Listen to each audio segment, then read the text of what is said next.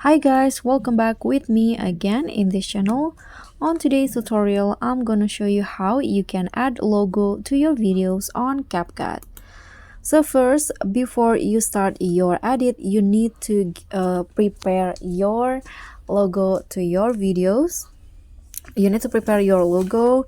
So I suggest you to prepare a logo without a background, so to make it easier to add it to CapCut. And then just add the logo as overlay. Add overlay, choose photo. Here select the logo, and after that you can just adjust the size and also the position in your video.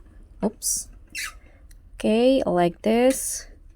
I'm going to put it at the top left corner.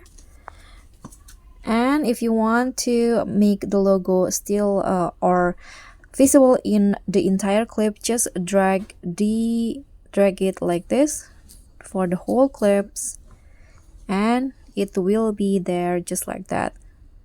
You can also add animations if you want. And that's all from me. Thank you so much for watching. Don't forget to like, comment, and also subscribe. Also click on the thanks. Thank you.